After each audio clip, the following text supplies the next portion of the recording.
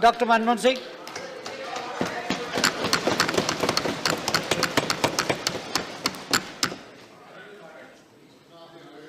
Mr. Chairman, sir, I rise to highlight some of the problems that have arisen after the decision to demonetize 500 rupees and 1000 rupee currency note.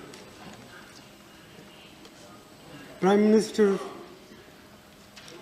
has been arguing that this is the way to curb black money, to prevent growth of forfeited currency note, and also to help in control of terrorist finance activities.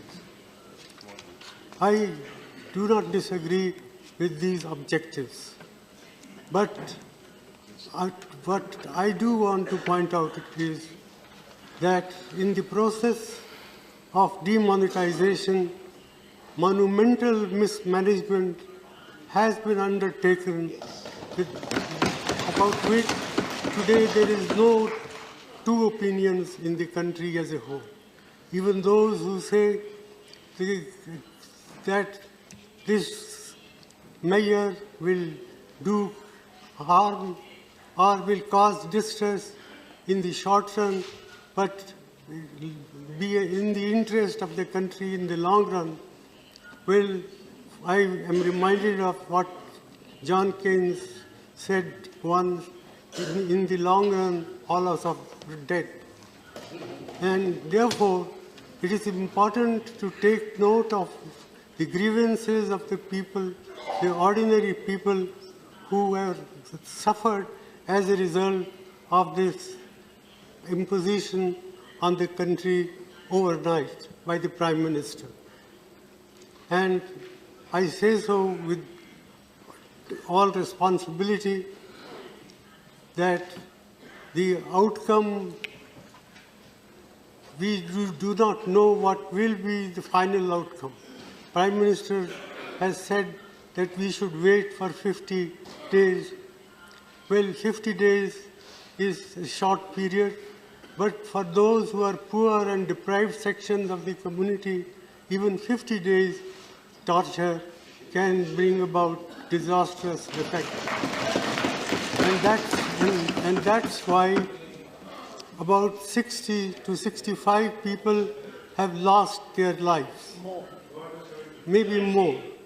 And what is more is, what has been done can weaken and erode our people's confidence in the currency system and in the banking system.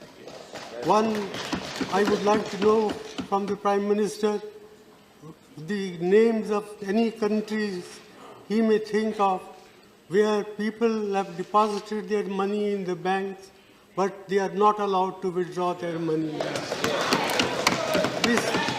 This alone, I think, enough to condemn what has been done in the name of greater good for the people in the world.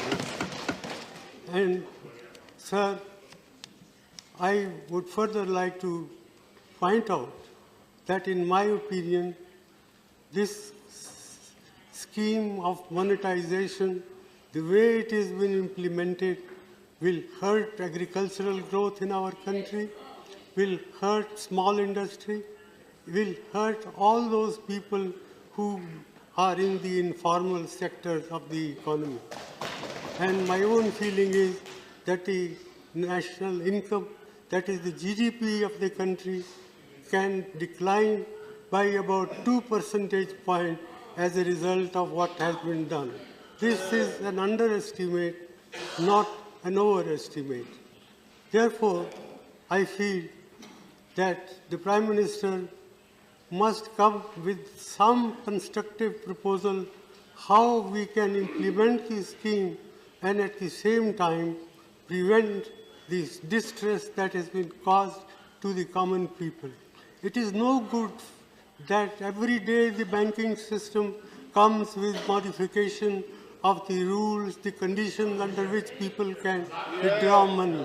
That reflects very poorly on the Prime Minister's office, on the Finance Minister's office, and on the Reserve Bank of India.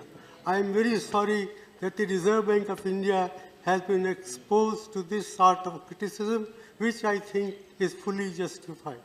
I therefore not like to say much more than this. I urge upon the Prime Minister to find practical, pragmatic ways and means to relieve the distress of the people who happen to be a great majority of our people.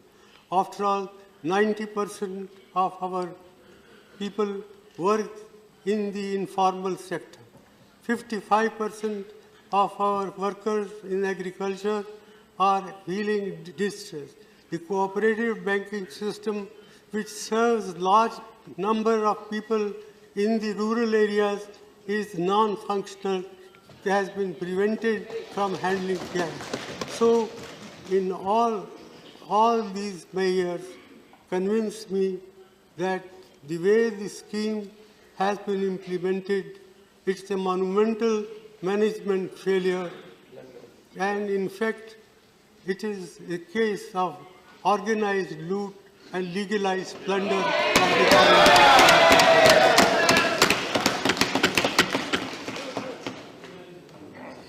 With these words, sir, I conclude it is not my intention to pick holes in what one side does or another side does, but I sincerely hope that the Prime Minister will, even at this late hour, will help us to find practical, pragmatic ways and means to provide relief to the suffering people of this country. Thank you. Thank you.